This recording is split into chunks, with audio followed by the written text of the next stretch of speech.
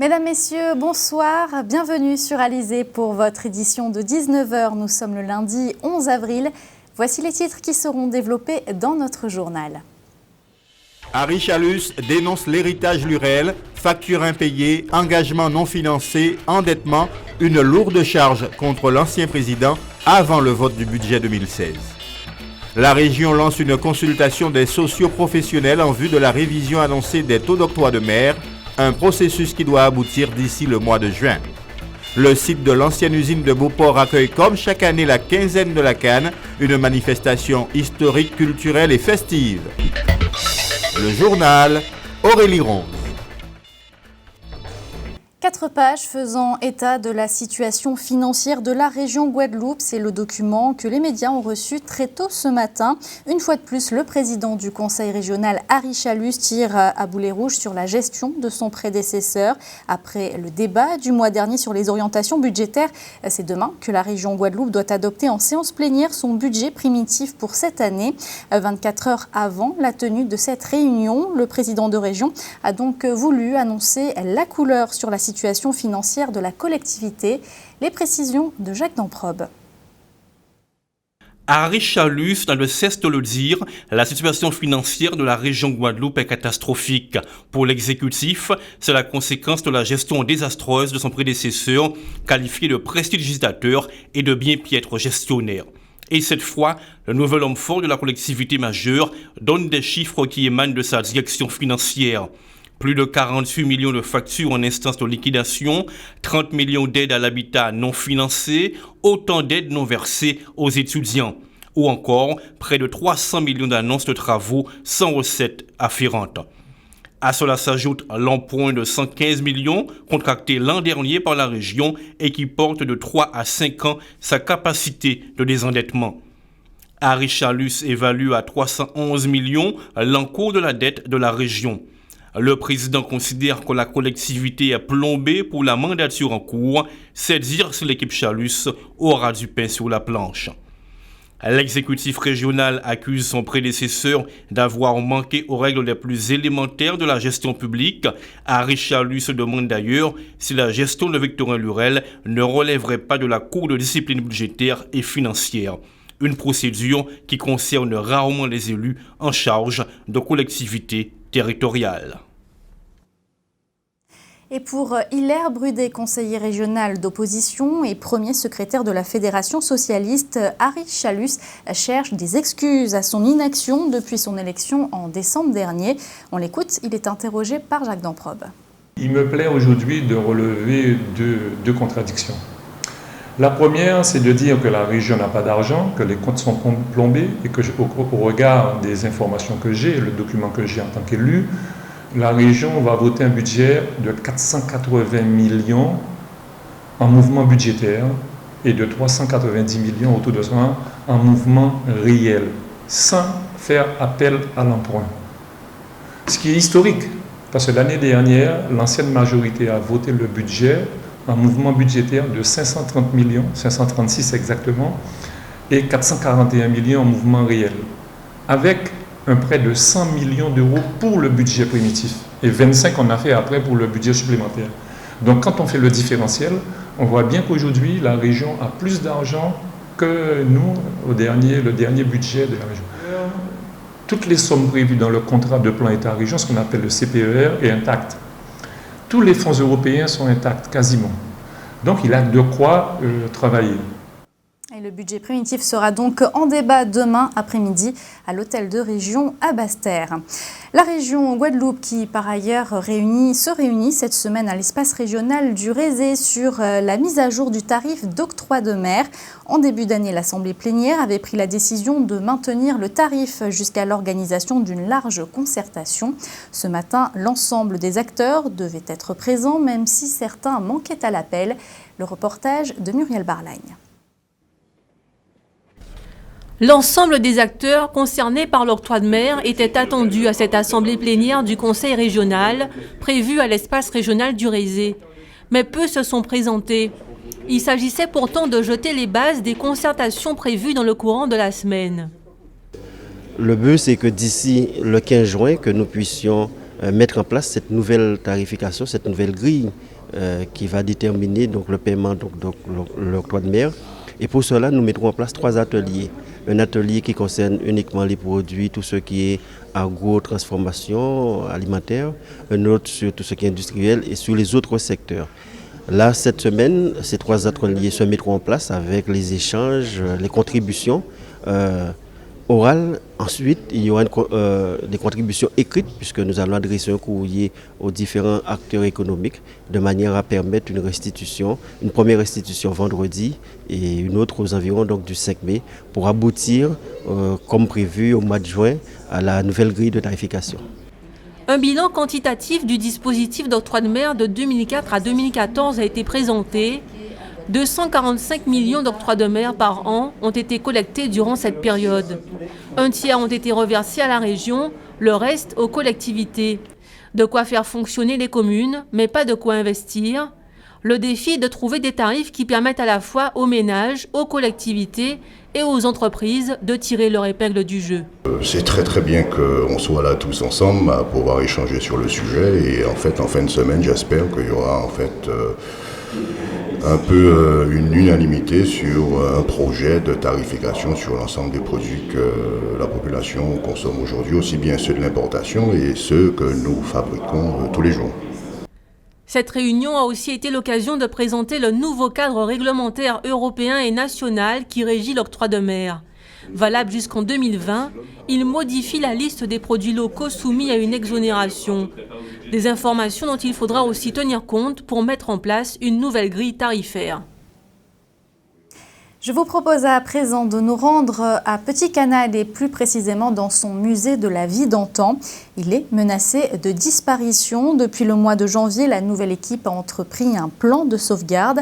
L'association Patrimoine et Savoir vient de lancer une pétition en ligne et appelle aux dons pour que la structure puisse continuer à fonctionner. Anne-Elisabeth Artsen nous donne plus de détails. 2 mois, c'est le temps qu'il resterait au musée d'antan de Petit Canal. Et c'est à ce titre que le président de l'association Patrimoine et Savoir a lancé un appel à soutien. Et donc, alors, pourquoi lancer une collecte par Internet? En fait, nous avons, depuis le mois de janvier, lancé un plan de sauvegarde pour le musée, parce que le musée vit des moments très difficiles. Je n'arrête pas d'insister là-dessus pour bien faire comprendre à la population guadeloupéenne que la structure qui est chargée de présenter pendant notre patrimoine, en l'occurrence les arts et traditions de la vie quotidienne de la Guadeloupe, connaît des difficultés financières et il faut se mobiliser pour qu'on puisse éventuellement terminer notre mission. Autre plan, orchestré pour sauver le musée des manifestations culturelles. Le deuxième volet de notre plan de sauvegarde, c'était l'organisation de manifestations qui sortent de l'ordinaire. Nous avons fait une marche avec un thème, des explications, parce que nous voulons toujours rester dans la connaissance historique, apporter quelque chose à la population. Et nous avons aussi par la suite effectué une foire culinaire. Ces 2 manifestations se sont bien déroulées. La population a répondu présent. L'association a déjà alerté toutes les instances publiques, dont la municipalité de la ville, qui a déjà réagi face à cette situation. Le musée d'antan compte donc sur vous pour continuer à faire vivre notre passé en temps longtemps, au présent. Émotion cet après-midi à Morne-à-l'Eau avec les funérailles du maire Jean-Claude Lombion qui se sont poursuivies aujourd'hui. Le rendez-vous était donné vers 15h devant le canal des Retours, un endroit symbolique puisque selon le souhait de Jean-Claude Lombion, la population a jeté des fleurs dans le canal. Le cortège a ensuite pris la direction de la place Gertier-Archimède avec, comme vous l'entendez, le son des tambours des associations d'anciens combattants et des représentants de la lyre mornalienne. Une cérémonie religieuse s'est tenue en fin d'après-midi. Demain, Jean-Claude Lombion sera incinéré. Cette cérémonie se déroulera dans la plus stricte intimité. Des images signées Anne-Elisabeth Artsen. 30 excès de vitesse et 14 infractions, c'est le résultat d'une opération menée cet après-midi par l'escadron départemental de sécurité routière de la gendarmerie. Des contrôles qui se sont déroulés entre 14h et 17h à Petit-Bourg et qui ont été également possibles grâce à l'appui d'un hélicoptère. Muriel Barlagne a assisté à cette opération. Cet automobiliste n'a pas échappé au pro-laser du gendarme en civil installé dans une voiture banalisée quelques mètres plus haut. Au rond-point Montebello, il se fait arrêter par les agents de l'escadron départemental de sécurité routière. Pour cette opération de lutte contre la délinquance routière menée entre 14h et 17h, l'unité a été renforcée par des gendarmes mobiles et des personnels de la compagnie de Pointe-à-Pitre. Un contrôle routier musclé mené avec l'appui d'un hélicoptère de la gendarmerie. L'hélicoptère de la gendarmerie nous permet de constater certains comportements et de transmettre les éléments d'identification au sol pour la prise en compte et les verbalisations. Ça nous permet de déceler des conducteurs qui circulent trop vite, des conducteurs qui dépassent par la droite, qui ne respectent pas les distances de sécurité. En fait, tous les comportements dangereux pour eux-mêmes et surtout pour autrui. Didier est motard. Il vient de se faire arrêter pour excès de vitesse. Il est verbalisé immédiatement. Il recevra un courrier dans les 15 jours à 3 semaines. J'ai pas l'habitude de dépasser les limites. Là, j'étais un petit peu pressé. Manque de peau, c'était pas le jour où il fallait être pressé. Vous pensez quoi de cette opération? Non, je pense que c'est très bien de faire ça, puisque ça permet justement de faire en sorte peut-être de réduire les comportements à risque. Donc voilà, ça n'est je pense que c'est une bonne chose. Le secteur gendarmerie de Guadeloupe et des îles du Nord recense 17 tués sur nos routes contre 12 l'année dernière à la même période. On constate un certain relâchement des comportements, d'où cette opération à Montebello, une zone sensible. Cette zone se prête à des excès de vitesse assez conséquents. On a un certain nombre d'accidents qui sont constatés sur cette portion-là, la portion entre Pointe-à-Pitre et même jusqu'à Basse-Terre, est relativement dangereuse puisque de nombreux accidents sont constatés sur ce secteur-là. Donc cette opération n'est pas ici par hasard. Il nous permet de travailler en liaison avec l'hélicoptère de la gendarmerie pour intercepter et verbaliser des conducteurs qui ne respectent pas les règles élémentaires du code de la route. Faut-il punir pour prévenir? Tous les moyens semblent bons pour faire reculer les comportements dangereux sur nos routes. En Guyane, un prêtre sera jugé le mois prochain pour des faits présumés d'attouchement sexuel sur un mineur de 13 ans. Henri-Claude Jean-Philippe, dont la garde à vue s'est terminée hier, a été laissé libre. Mais tout de suite, direction le Pérou. La candidate de droite, Keiko Fujimori, s'est qualifiée pour le second tour des élections présidentielles. Voici l'actualité Caraïbe. Selon les premiers résultats tombés après la fermeture des bureaux de vote dimanche soir, la candidate de droite de 40 ans, Keiko Fujimori, a raflé 39,18% des voix. Elle est loin devant les deux autres principaux candidats, l'économiste de droite Pedro Pablo Kuczynski, 24%, et la jeune parlementaire de gauche Veronica Mendoza, 16%. Favorite depuis des mois, Keiko Fujimori a misé sur un ambitieux plan sécuritaire. Son père, Alberto Fujimori, président du Pérou de 1990 à 2000, est salué par une partie de la population comme l'homme ayant combattu avec succès le sentier lumineux. Mais il purge désormais une peine de 25 ans de prison pour avoir commandité 2 massacres perpétrés par un escadron de la mort en 91-92. Celui ou celle qui prendra les rênes du pays à partir du 28 juillet devra faire face à de nombreux défis. Considéré comme l'un des champions de la croissance en Amérique latine grâce à sa richesse en ressources naturelles, le Pérou souffre néanmoins d'une pauvreté endémique. C'est aussi l'un des premiers producteurs au monde de cocaïne.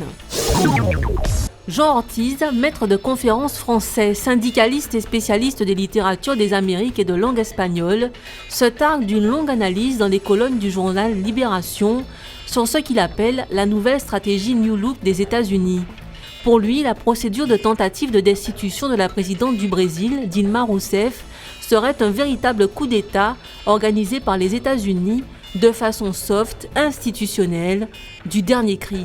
Pour Jean Ortiz, au moment même où Obama tenait une conférence de presse d'ingérence démocratique et amicale à Cuba, il s'activerait à rétablir la démocratie de marché au Brésil, là où la présidente Dilma Rousseff a été élue démocratiquement. Les gouvernements de Lula et de Dilma ont sorti de la pauvreté 25 millions de personnes par un processus de redistribution des richesses qui ne plaît pas aux États-Unis. Le juge Sergio Moro, très hostile, avec derrière lui la droite, les élites blanches, les sociaux-démocrates, la plus grande partie de l'appareil judiciaire, les empires médiatiques et toute l'opposition, en a profité pour lancer une opération main propre. Et les médias se déchaînent depuis contre une seule cible, la présidente Rousseff. Pour Jean Ortiz, derrière la main du petit juge, la seule main étrangère impliquée est celle des États-Unis, comme l'a reconnu un rapport de Washington après le putsch de 1964. C'est l'évêque de Cayenne, Monseigneur Emmanuel Lafont, qui l'a lui-même signalé. Un prêtre guyanais soupçonné d'agression sexuelle sur mineurs a été renvoyé devant le tribunal correctionnel. Le père H, âgé de 65 ans, curé à Macoria, est soupçonné d'attouchement sexuel sur un mineur de 14 ans. Le prêtre nie toutes les accusations pesant sur lui. Les gendarmes ont entendu l'enfant qui relate des faits présumés, juridiquement qualifiables d'agression sexuelle, ce qui justifie le placement en garde à vue du curé. Le prêtre reconnaît avoir fait des câlins aux jeunes mineurs, mais réfute les agressions sexuelles. Le parquet a prolongé sa garde à vue et a demandé une expertise pédopsychiatrique pour l'enfant et envisage une expertise psychiatrique pour le prêtre. On va parler de sport avec de la voile et la Transat AG2R. Après 8 jours de course, les premiers skippers sont actuellement au large de la Mauritanie. Côté classement, du changement par rapport à ce midi, puisque c'est le bateau Gédimat qui est en tête. Du côté de nos équipages guadeloupéens, au dernier pointage, les Saintes avec Arthur Prat et Nicolas Thomas est 10e. Marie-Galante et Guadeloupe perdent chacun une place et sont respectivement 12e et 13e. Clap de fin pour l'édition 2016 de l'Open de tennis de Guadeloupe. Victoire de la tête de série numéro 3, le Tunisien Malek Jaziri. Il s'est imposé hier en 2-7 face à l'Américain Kozlov. En double victoire de la paire Seretani-Van der Duim. Depuis quelques jours sur Alizé, nous vous parlons d'équitation. L'école de jockey en effet était en Guadeloupe la semaine dernière. L'occasion pour nous de nous intéresser à tous ces métiers qui gravitent autour de ce sport. L'un est d'ailleurs essentiel pour que le cheval court dans de bonnes conditions. Maréchal Ferrand. Karine Gelman a rencontré Franck qui fait ce métier depuis 10 ans. Voici son portrait.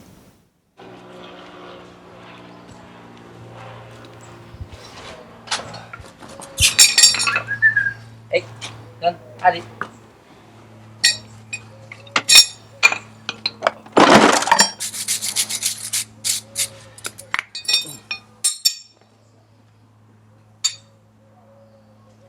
Franck est maréchal Ferrand depuis 10 ans. Il s'agit d'un des plus vieux métiers au monde, plus de 3000 ans d'existence. Donc là, on fixe le fer au pied du cheval. On va dire que c'est l'avant-dernière étape.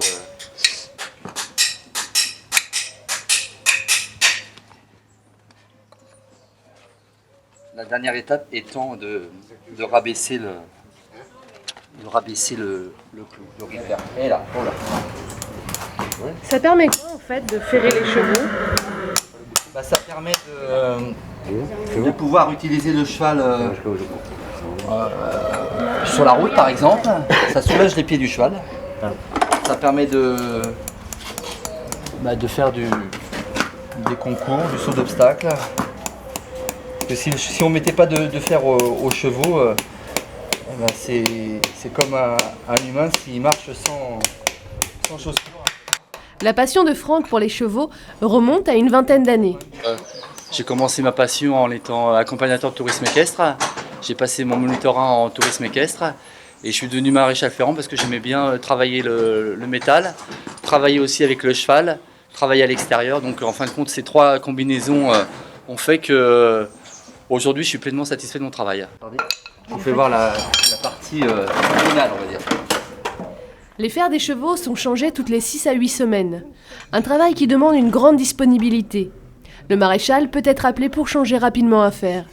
Et surtout, il faut connaître l'animal et avoir une bonne forme physique. Il faut préserver son dos dans ce métier. Donc il faut travailler dans cette position un peu de force athlétique, comme ceux qui font des soulevés de barre. Pour devenir maréchal ferrant, Franck a suivi une formation BEP hippique maréchalerie en Lozère. Cette formation dure 2 ans. Franck l'a passée en candidat libre en 1 an et demi. Pour faire ce métier, il faut d'abord aimer les chevaux et après rentrer en relation avec le cheval. Et en règle générale, plus on est calme, plus on travaille calmement et le cheval ressent, on va dire, notre état. Et ce qui fait qu'on arrive à travailler dans le calme. C'est l'objectif. Policier à cheval pendant plusieurs années, il concilie aujourd'hui son amour des chevaux et son travail. J'arrive à faire les deux. Et on va dire à m'épanouir dans ce métier, ce qui permet aussi vis-à-vis de la police où on est des fois un peu surchargé au niveau psychologique et émotion, à un peu décharger on va dire notre vie dans les chevaux. Donc voilà, j'ai réussi à trouver mon équilibre comme ça. Aujourd'hui, il existe près de 1600 maréchaux ferrants en France. Un métier de passion pour les amoureux du cheval et du métal. La culture de la canne est à l'honneur pendant 15 jours à Beauport, à Port-Louis. Coup d'envoi aujourd'hui de la quinzaine de la canne, une manifestation qui a lieu traditionnellement pendant la récolte sucrière. Au programme, plusieurs temps forts avec des activités pour les enfants, un marché ou encore des projections de films. Marion Bordier nous en dit plus. Le site de Beauport, pays de la canne, est son usine désaffectée. Jusqu'au 22 avril, ce lieu de mémoire incontournable du nord de Grande-Terre accueillera la quinzaine de la canne.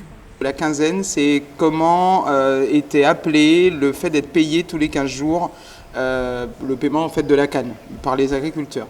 Comme chaque année, l'événement marque le début de la récolte sucrière. Pour cette 5e édition, diverses activités sont prévues autour du thème « Notre avenir dans l'histoire », afin de faire le lien entre notre passé et notre futur. Nous avons prévu des jeux traditionnels pour enfants, un ciné-débat le 22 autour du film Selma, donc pour parler des combats de nos ancêtres, en tout cas tout combat qui a eu lieu avant, de façon à ce qu'on vive mieux aujourd'hui. Et nous faisons une matinée de visionnage de documentaires accompagnée du groupe Kenneth en live, pour nous permettre de nous rappeler ce qu'ont fait les anciens pour nous, pour notre avenir.